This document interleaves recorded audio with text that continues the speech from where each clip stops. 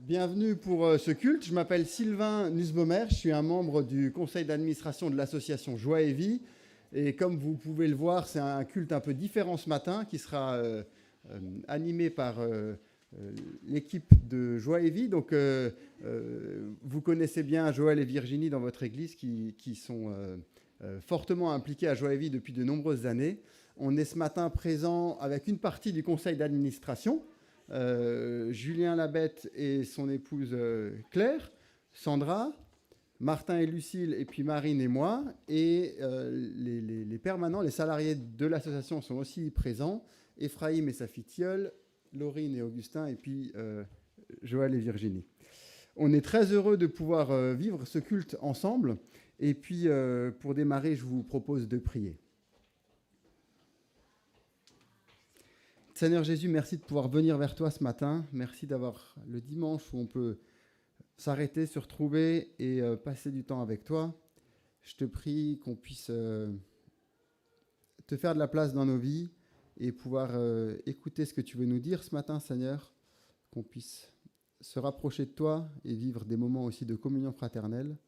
Merci pour cette église qui nous accueille. Merci de pouvoir vivre ce culte ensemble ce matin.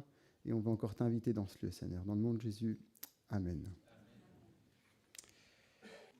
Et aujourd'hui, voilà, c'est un plaisir de pouvoir entrer dans le culte aussi, de rendre un culte à Dieu ensemble.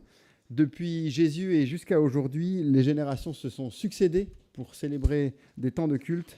Jésus a été fidèle pour prendre soin de son Église. À nous désormais d'être fidèles pour construire son Église. Et je vous propose de démarrer avec la lecture du psaume 145. Mon Dieu, mon roi, je veux chanter ta grandeur. Je veux te remercier toujours et pour toujours. Tous les jours, je veux te dire merci et chanter ta louange, toujours et pour toujours. Le Seigneur est grand, il mérite des louanges. Personne ne peut mesurer sa grandeur. Chaque génération vantera tes actions à la suivante, elle racontera tes exploits. Je redirai combien ta gloire est magnifique, je répéterai tes actions étonnante. On parlera de ta puissance terrible et moi, je raconterai les choses extraordinaires que tu as faites. On se souviendra de ton immense bonté, on criera de joie pour ta fidélité. On a un temps où on aimerait vous partager quelques sujets de prière. Nous avons chanté l'unité entre nous, entre les chrétiens par le monde. L'unité aussi, je pense, entre une église comme notre église ici et des œuvres comme Joie et Vie, où il y a un prolongement du travail missionnaire que nous faisons l'un et l'autre. Alors, quelques sujets qu'on aimerait vous partager ce matin. Déjà, vous remercier Dieu pour sa fidélité. Pour sa fidélité, on a dit plus de 40 ans d'existence pour Joie et Vie. Voilà, ça n'a pas été toujours facile. Il y a eu des hauts débats, comme dans toute association. On avait notre assemblée générale vendredi soir. On a été heureux de voir tout le travail qui a pu être fait en 2025. On a aussi été moins heureux de voir qu'il y avait un déficit de moins 30 000 euros sur l'année. Donc voilà, aussi vous partagez ces sujets pour la pérennité de l'œuvre, mais en tout cas on est reconnaissant pour cette fidélité de Dieu. Les vies impactées par l'action de Dieu, c'est pour les jeunes dans les camps écolos, mais pas seulement. Pas seulement, je pense notamment à un séjour d'hiver qu'on a fait à Delboden là, pendant les vacances de février. Il y a les Wendling qui ont eu l'occasion d'y participer. Il y avait des habitués, il y avait des moins habitués qui nous ont découverts sur Internet. À la fin du camp, il y a aussi 6 Bibles qui ont été distribuées, donc on peut être reconnaissant de ce travail et de ce qui peut être fait et de cet impact dans les vies. Et puis aussi la réponse généreuse de Dieu aussi par rapport aux personnes et aux moyens pour faire vivre l'association. Les personnes, vous êtes bien placées ici à l'église parce que je ne vais pas citer toute la liste de personnes qui est engagée dans Mosaïque, dans les camps, dans l'aide, par-ci, par-là. Vous êtes très nombreux et puis on veut vraiment vous remercier, c'est une grâce. On est content aussi de ces bénévoles qui s'engagent à nos côtés. Pour la partie comptable, on a dû chiffrer les heures de bénévolat pendant l'année 2025. Alors pas en temps de préparation, ni de rangement après, mais juste dans l'action des activités. Et on est arrivé à plus de 15 000 heures de bénévolat. Donc on est vraiment reconnaissant aussi pour cela, pour ces personnes qui s'engagent. et aussi pour les personnes qui nous soutiennent. Il faut savoir que oui, on a des revenus par les activités, mais aussi une grande partie par les dons de personnes, mais aussi les dons d'églises qui nous soutiennent régulièrement, et l'Église en fait partie aussi. Et on veut être reconnaissant. Quelques sujets aussi d'intercession. On va en parler tout à l'heure, les projets en cours pour l'année 2026. Il y a des enjeux aussi dans ce contexte difficile de hausse des coûts en ce moment, pour la sécurité lors des déplacements et ainsi de suite. Les forces vives qui ne sont pas intarissables. La durée de vie d'un animateur sur le terrain, et je ne parle pas en dehors du terrain, heureusement, mais sur le terrain est assez courte et il faut sans cesse les renouveler. C'est pour ça qu'on organise aussi les sessions BAFA. Donc voilà, c'est précieux d'avoir ces personnes-là et puis de penser déjà aussi à la relève. Au sein des permanents aussi, c'est une période où ça bouge. Il y a mon collègue Denis Peterschmidt qui a pris sa retraite fin d'année dernière. Donc Laurine nous a rejoint en septembre. Et puis il y a maintenant Ephraim aussi qui arrêtera son engagement après 10 ans à Joie et Vie en septembre. Donc voilà, il y a des enjeux aussi de recrutement, de prolongation aussi de ce qui est fait à Joie et Vie. Et puis en sujet aussi le bon développement des partenariats. C'est vraiment quelque chose en quoi on croit aussi à Joie et Vie. On n'est pas seul dans notre coin en train de faire des choses. On a vraiment envie d'œuvrer avec d'autres personnes et vous en faites partie aussi. Je parlais des églises qui nous soutiennent, des centres aérés, des églises qui nous soutiennent dans ce cadre-là aussi, qui fournissent des animateurs pour ces centres aérés-là. Aussi l'association Baptiste qui nous soutient notamment aussi. Tout ça, c'est des partenaires à nos côtés. On est vraiment reconnaissants. Voilà, on va prendre un temps de prière maintenant. Et de prière libre, et puis je terminerai aussi ce temps. Merci. Je vais juste lire le passage du coup sur lequel Ephraim va traiter. Donc c'est dans 2 Timothée 3, les versets 10 à 17.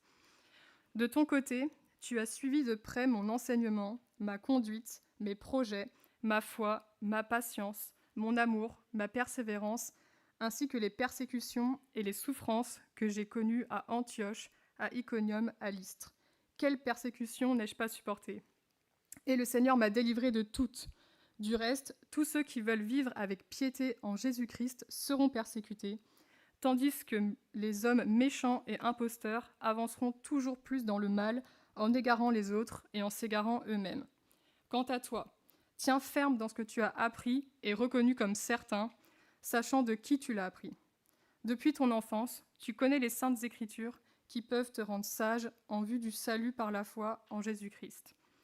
Toute l'écriture est inspirée de Dieu et utile pour enseigner, pour convaincre, pour corriger, pour instruire dans la justice, afin que l'homme de Dieu soit formé et équipé pour toute œuvre bonne. »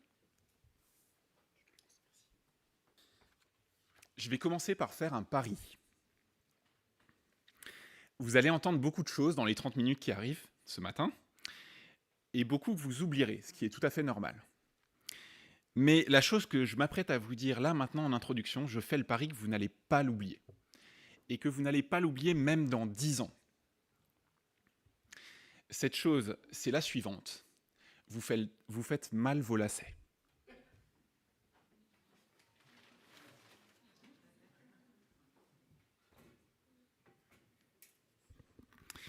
Voici probablement comment la plupart d'entre vous ont appris à faire leurs lacets.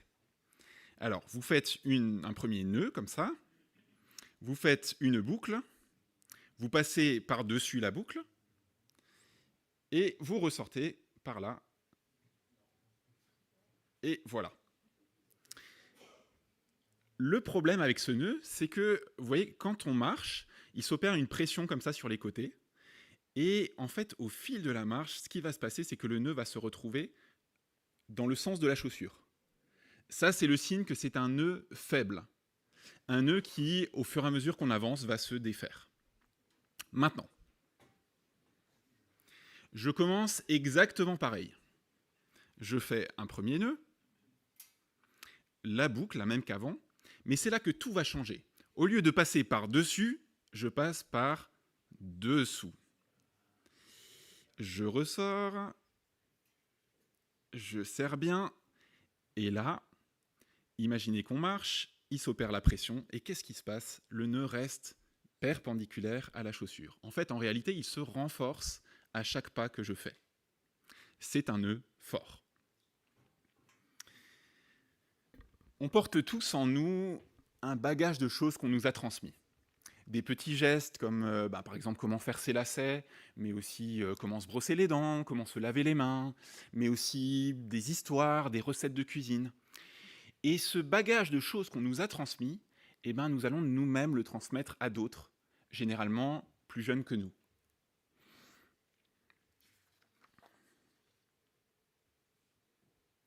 Alors, la plupart des choses, on va les transmettre à l'identique, mais parfois, on va peut-être choisir de modifier certaines choses. Par exemple, à partir d'aujourd'hui, comment faire ses lacets. Ah bah de rien.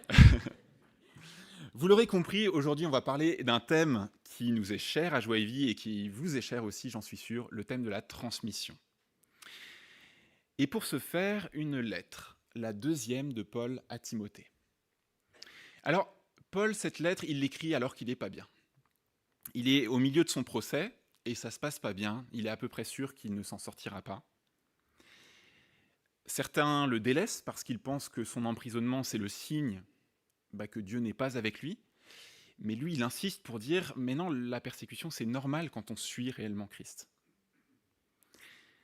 Alors, il écrit à quelqu'un qui représente sa postérité, son jeune collaborateur, Timothée. Timothée, à ce moment-là, il est à Éphèse. Mais en fait, il connaît Paul depuis longtemps. Paul l'a rencontré lorsqu'il était à Lystre, dans sa ville d'origine. Il l'a rencontré alors que Timothée n'était qu'un adolescent, et là, Paul a vu son potentiel, et il a cru en lui. Et par cette lettre, on sent que Paul veut transmettre à Timothée ce qu'il a sur le cœur, le combat qu'il a porté. Au verset 10, on le voit lister tout ce qu'il a à cœur de transmettre, son enseignement, sa conduite, ses projets, sa foi, sa patience, son amour, sa persévérance. Et il lui rappelle en même temps que tout ça n'est pas sans conséquence, à savoir les persécutions.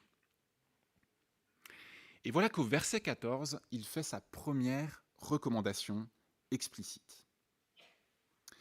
Quant à toi, tiens ferme dans ce que tu as appris et reconnu comme certain, sachant de qui tu l'as appris. Alors vous voyez, dans ce simple verset, je vois déjà 3 perles sur ce thème de la transmission. Premièrement, Timothée, il a appris des choses solides dans lesquelles il peut tenir ferme. Timothée, il avait une maman qui s'appelait Eunice et une grand-mère qui s'appelait Loïs. On le sait parce qu'au tout début de la lettre, Paul va parler d'elle. « Je garde en effet le souvenir de la foi sincère qui est en toi. Elle a d'abord habité ta grand-mère Loïs et ta mère Eunice, et je suis persuadé qu'elle habite aussi en toi. » La foi de Loïs s'est transmise à Eunice, qui s'est transmise à Timothée. Ça peut paraître naturel de transmettre la foi à un enfant, mais c'est pas rien. Ça demande du temps, à lire des histoires, à poser des questions, à parler des histoires qu'on a lues. Ça demande d'être intentionnel. Et je m'en rends compte encore plus maintenant que je suis papa. Si on laisse juste faire comme ça la vie, ça se fait pas tout seul. Ça demande aussi des personnes qui s'engagent à l'école du dimanche, dans les séjours de vacances, et je sais qu'à la Bonne Nouvelle, vous êtes particulièrement impliqués, donc merci à vous pour ça aussi. J'aimerais juste qu'on prenne une petite pause maintenant, un petit temps de silence, pour prendre un temps pour penser à qui sont nos Eunice et nos Loïs. Qui sont les personnes qui nous ont transmis la foi à chacune de nous personnellement. C'est peut-être quelqu'un de notre famille, un animateur de colonie, une responsable groupe de jeunes. Rappelons-nous qui ont été, pour chacun d'entre nous, ces personnes clés qui nous ont permis d'être là aujourd'hui et d'avoir la foi.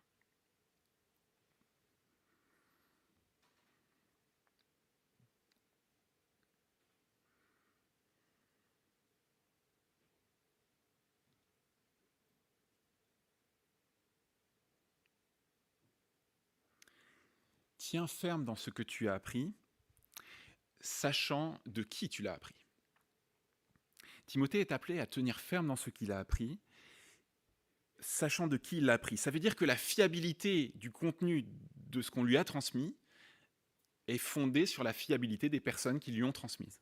En l'occurrence, Eunice et Loïs. Tout le monde a le souvenir d'un prof ou d'un animateur de colo qui nous a marqués.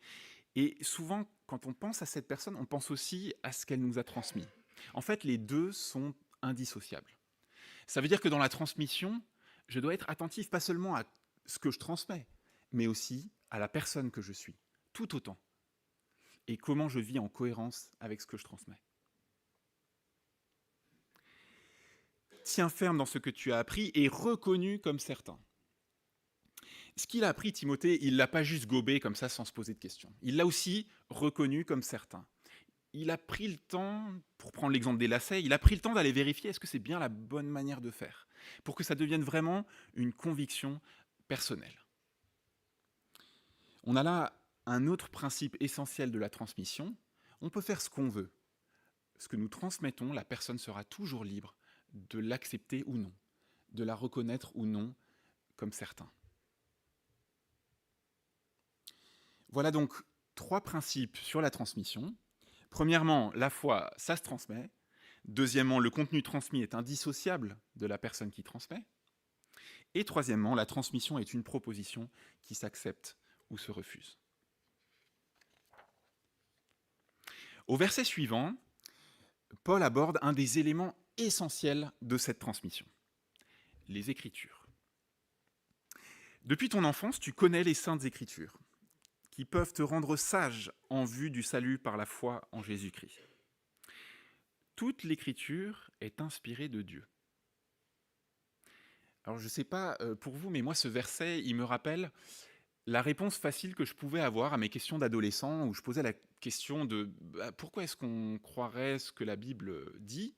Et on me répondait parce que 2 Timothée 3 dit toute Écriture est inspirée de Dieu. Et ça me satisfaisait moyennement à cette époque-là, parce que je posais la question pourquoi la Bible dit vrai, et on me répondait parce que la Bible le dit. Alors, déjà, une remarque sur toute l'Écriture. Ça peut paraître évident qu'on le dit, mais ça vaut le coup quand même de le rappeler. Pour Timothée, toute l'Écriture, c'est pas la Bible telle que nous l'avons.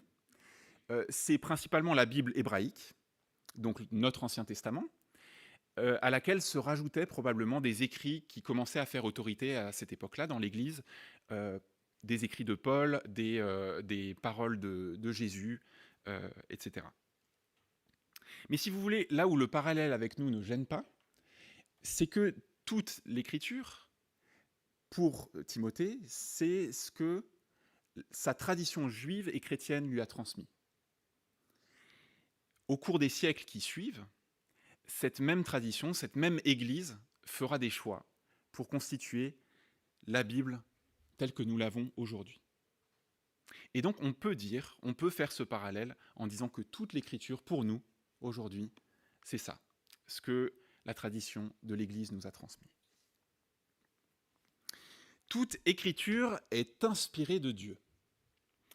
Alors faisons un peu de grec. Le mot grec utilisé, que l'on traduit par inspiré de Dieu, c'est le mot théopneustos. C'est un mot qui est composé de 2 mots, théos, qui veut dire Dieu, et le verbe pneo, qui veut dire souffler. Littéralement, ça veut dire souffler par Dieu.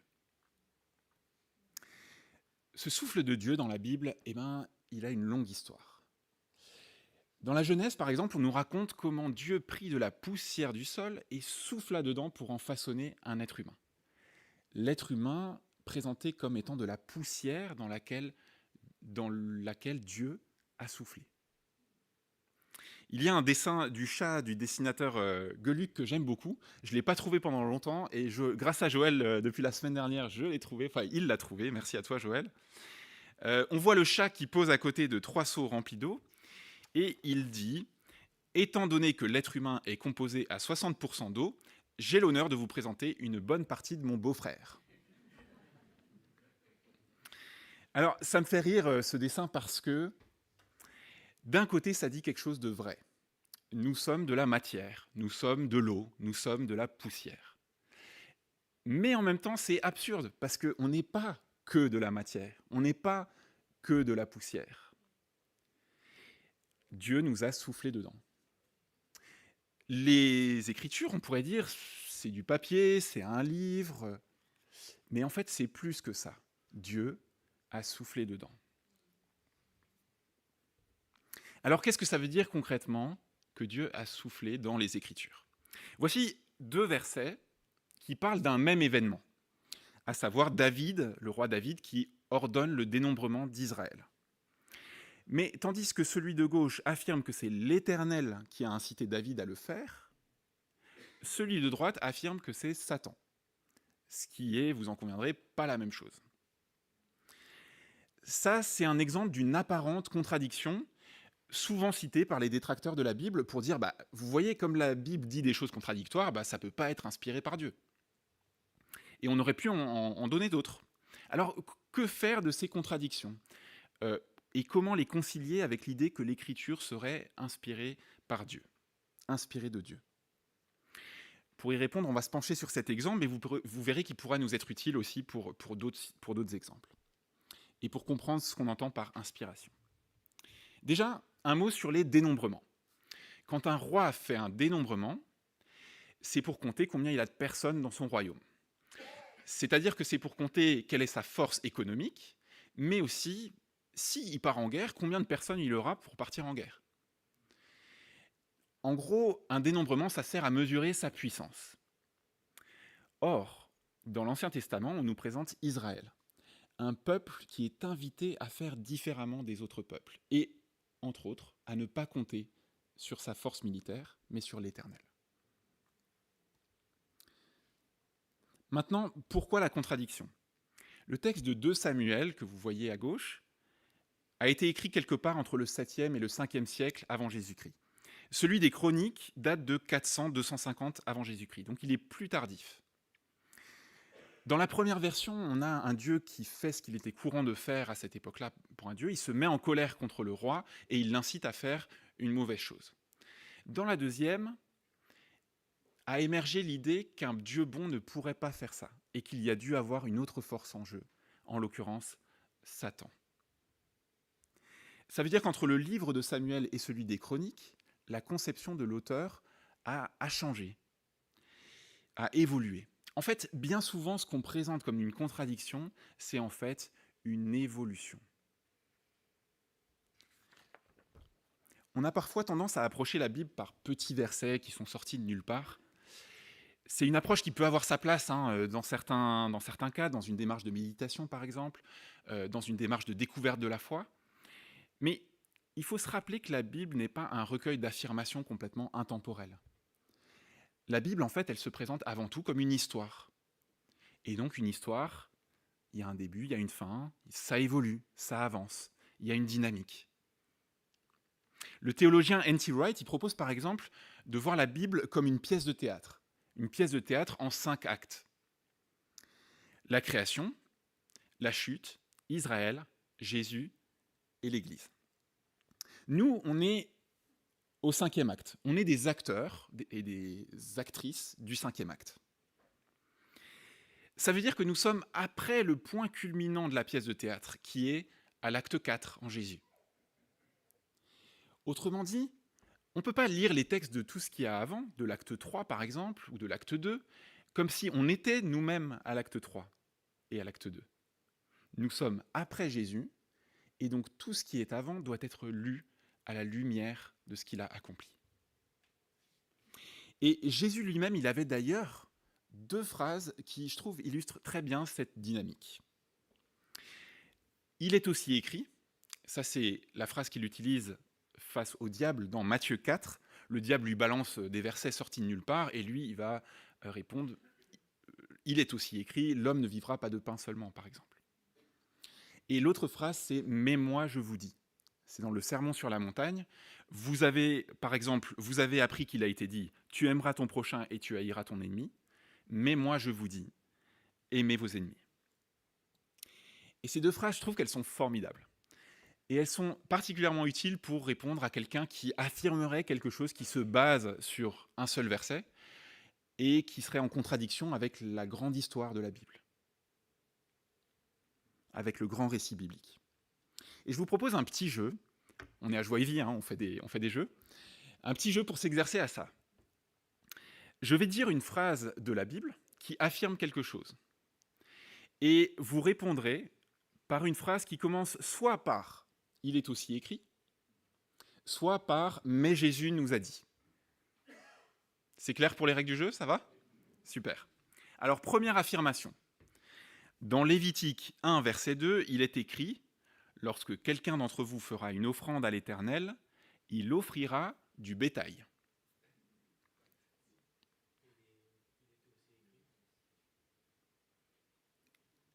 Il est aussi écrit. Ouais, et il faut continuer, du coup, faut finir la phrase aussi. Ouais. Jésus s'est offert en sacrifice. Ouais. Il est aussi écrit Jésus s'est offert en sacrifice. Et pardon, par là, il y avait la veuve qui donne une pièce dans le temple, donc qui a sacrifié tout ce qu'elle avait. C'est ça, ouais, intéressant. Mais je ne prends pas plaisir dans vos sacrifices. Est-ce que tu as une idée des références à peu près? Aucune. Quelqu'un a une idée de la référence? Osée, c'est dans les petits prophètes en tout cas, je crois effectivement. Mais effectivement, c'est intéressant parce que il n'y a pas que le Nouveau Testament qui va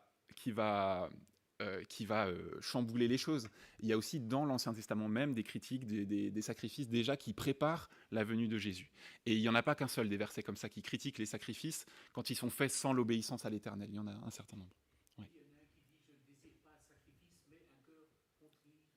Oui, oui, exactement, c'est ça. Je hais vos sacrifices même, ouais, c'est ça.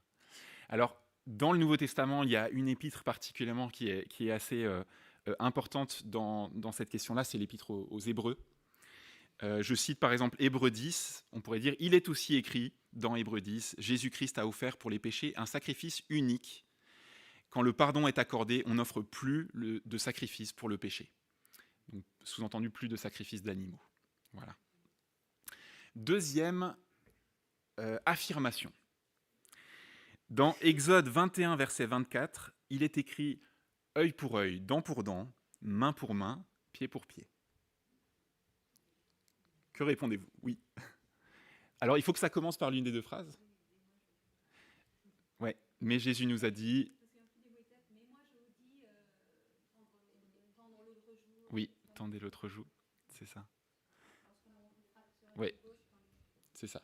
Tu as bien visé, c'est dans le sermon sur la montagne, effectivement, que là, c'est facile parce que Jésus est très explicite. Vous avez appris qu'il a été dit œil pour œil, dent pour dent. Et il dit, mais moi, je vous dis de ne pas résister aux méchants. Et un peu plus loin, il parle effectivement de tendre l'autre joue, entre autres. Okay.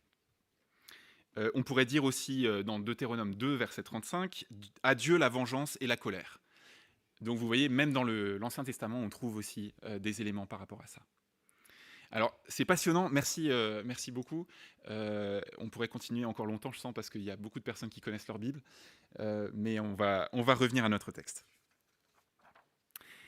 Toute l'Écriture est inspirée de Dieu et utile pour enseigner, pour convaincre, pour corriger, pour instruire dans la justice. En plus d'être ce qui transporte le souffle de Dieu, qui nous révèle l'action de Dieu dans le passé, l'Écriture est utile pour aujourd'hui. Et de façon très pragmatique, Paul va donner quatre aspects sur lesquels l'Écriture peut être utile pour aujourd'hui. Enfin, pour du temps de Timothée, mais on pourrait dire pour nous aussi aujourd'hui. Déjà, l'Écriture est utile pour enseigner. L'Écriture est utile pour être transmise. Cette grande histoire dont on a parlé, ce n'est pas juste une belle histoire, c'est une histoire qui a des choses à nous apprendre, à nous enseigner. Ensuite, l'Écriture est utile pour convaincre. Là, ça touche plus à comment cet enseignement, finalement, on va se l'approprier personnellement. On pourrait dire la foi.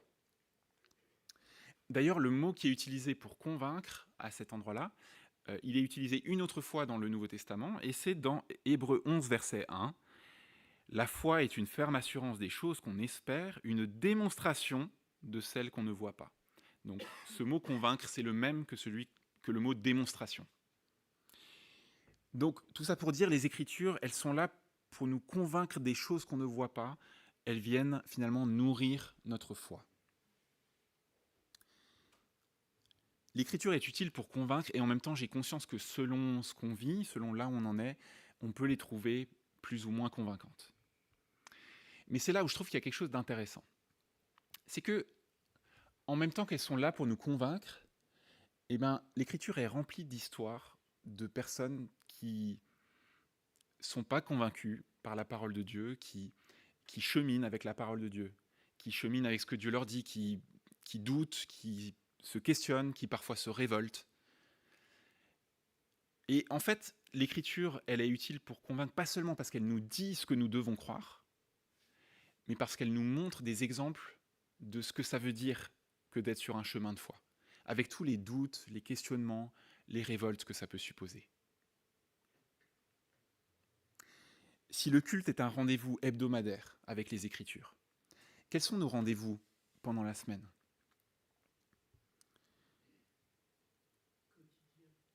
Eh bien, c'est super. Bravo. Un rendez-vous quotidien, c'est ce qu'on va voir qui nous est invité aussi par la Bible. Et je dois dire que personnellement, je peux faire beaucoup mieux. Et c'est à chacun de voir où on en est. Et on est actuellement en période de carême. Alors, je ne sais pas ce que ça évoque pour vous, mais c'est en tout cas un chemin vers Pâques, un chemin de préparation à Pâques. Et ça peut être l'occasion d'un jeûne, de diminuer quelque chose qui a pris un peu trop d'importance dans notre vie. Alors pas forcément quelque chose d'alimentaire, mais ça peut être quelque chose d'autre, un jeûne technologique ou autre chose. Est-ce que ça ne serait pas le moment d'essayer de diminuer la part de quelque chose qui a pris trop de place pour consacrer plus de temps à la lecture de la Bible ?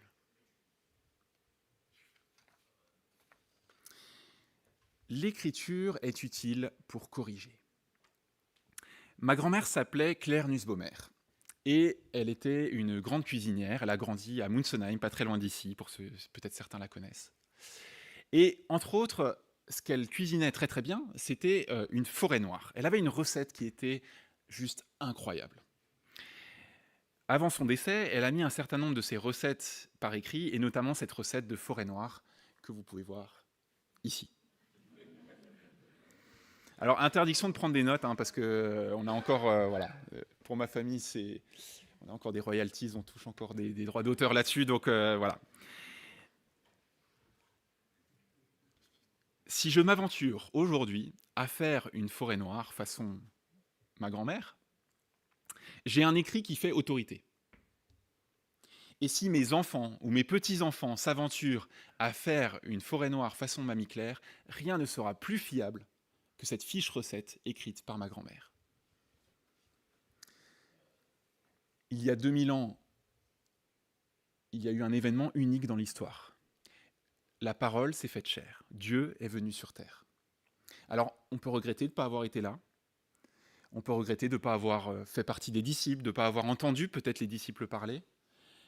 En attendant, pour nous, en 2026, aujourd'hui, ce que nous avons de plus proche de cet événement unique, c'est ça. Ce sont les Écritures. Et c'est pour ça qu'elles sont utiles pour corriger, pour que nous les approchions avec humilité, pas seulement en essayant de voir uniquement qu'elles confirment ce qu'on pense déjà, mais pour que nous puissions nous mettre à leur école, que nous soyons prêts à nous laisser remettre en question dans notre manière de voir des choses qui nous influencent aujourd'hui, mais par exemple notre rapport à l'argent, notre manière de voir l'amour, etc. Que nous soyons prêts à nous laisser corriger par elles. L'écriture est utile finalement pour instruire dans la justice. Vous vous rappelez mon pari que j'avais fait au tout début de la prédication ? J'avais parié que cette astuce de lacet, vous vous en rappellerez même dans 10 ans. Alors on est déjà 20 minutes après, est-ce que vous vous en rappelez ? Ok, ça va, c'est plutôt bien parti. En fait, je vais être honnête avec vous. J'ai fait semblant d'être assez sûr de mon pari. En réalité, je ne l'étais pas vraiment. Parce qu'il y a une condition pour qu'il marche, ce pari. Cette condition, c'est que vous pratiquiez. Si vous avez des chaussures à scratch ou que vous faites jamais vos lacets, il y a peu de chances que mon pari réussisse. Vous oublierez parce que vous n'aurez pas pratiqué.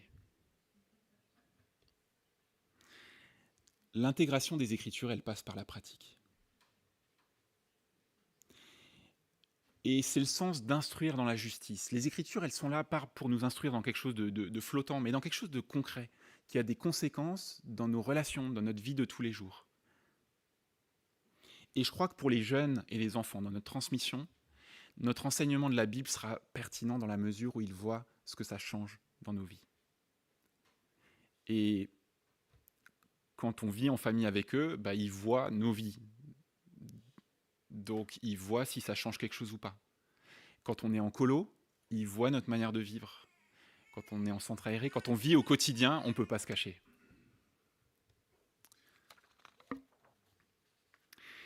Dans le judaïsme, en plus d'apprendre à attacher ses lacets, le jeune juif va en plus apprendre à attacher autre chose. Les téphilines. Les téphilines, c'est 2 boîtiers cubiques qui contiennent des textes de la Torah et qui sont placés sur la tête. Donc il y a 2 boîtiers, il y en a un qui est placé sur la tête et un qui est placé sur le bras, et très important, qui sont reliés par des lanières. Cet objet rituel, il est utilisé pour certaines prières, et il tire son origine dans une invitation du Deutéronome. Tu dois aimer le Seigneur ton Dieu de tout ton cœur, de tout ton être et de toute ta force. Les commandements que je te donne aujourd'hui resteront dans ton cœur. Tu les enseigneras à tes enfants. Tu en parleras quand tu seras assis chez toi, quand tu marcheras sur la route, quand tu te coucheras et quand tu te lèveras. Pour ne pas les oublier, tu les attacheras sur ton bras et sur ton front. Tu attacheras les commandements de Dieu sur ton bras et sur ton front. Dans le judaïsme rabbinique, les téphilines, c'est une invitation à la cohérence. L'être humain doit s'efforcer de cultiver la cohérence entre les différentes dimensions qui le composent. Donc la pensée, ses sentiments et ses actes. Les commandements de Dieu, autrement dit, ils ne doivent pas rester juste dans la tête. Ils doivent circuler dans le cœur et dans les bras. Ce qui est réfléchi, qui est pensé, doit être aussi ressenti pour être ensuite mis en pratique. Comme pour les lacets finalement, on pourrait se dire, cette astuce de lacet que je vous ai apprise, au début elle sera dans votre tête. Vous allez devoir y réfléchir, vous allez alors qu'est-ce qu'il a dit Ephraim, je dois mettre comme ça, je dois passer par en dessous, tout ça. Mais si vous le faites tous les jours et que vous pratiquez régulièrement, au bout d'un moment, vous n'y penserez plus. Elle sera, cette manière de faire, dans vos doigts. Vous la ferez sans même vous en rendre compte. Imaginez que nous pratiquions les commandements de Dieu sans même nous en rendre compte. Je crois que c'est ça, le rapport que nous sommes invités à avoir avec les Écritures. Alors que les Écritures ne restent pas que dans notre culte du dimanche. Le texte nous invite à en parler quand nous sommes assis chez nous. Quand on sera à table tout à l'heure, prenez le temps de reparler de ce qui a été dit au culte. Quand nous marchons sur la route, donc pas chez nous, quand nous nous couchons le soir et quand nous nous levons le matin. En gros, il n'y a pas d'endroit réservé et il n'y a pas de temps unique pour les Écritures. Parlons-en, quels que soient les moments et les lieux de nos journées. Parlons de ce qui nous parle, de ce qui nous étonne, de ce qui nous dérange peut-être, mais parlons-en. Que les Écritures ne restent pas que dans notre culte et que les Écritures ne restent pas que dans notre tête. Prenons l'habitude de les mettre en lien avec toute notre personne, tout notre corps. Pas un lien faible qui se défait au fil de notre marche, mais un lien fort qui se renforce au fur et à mesure que nous avançons. Je vous invite à prier. Seigneur, pardon pour nos incohérences. Pardon pour tes paroles que nous laissons si souvent s'envoler, pour ton écriture qui reste si souvent lettre morte dans nos vies. Pardon pour ces résolutions qui prennent fin à la sortie du culte, pour la difficulté qu'on a parfois à te laisser de la place dans notre quotidien. Seigneur, tu sais comme nous oublions facilement, alors que tes commandements ne soient pas que dans notre tête, mais dans toute notre personne. Que ta loi soit écrite dans notre cœur, dans notre tête, dans nos mains, dans nos pieds. Toi qui as soufflé dans les Écritures, souffle en nous aussi, pour que nous fassions vivre ta parole chaque jour. Que nous parlions de toi pas seulement à l'église, mais quand nous sommes assis chez nous, quand nous marchons sur la route, quand nous nous couchons et quand nous nous levons.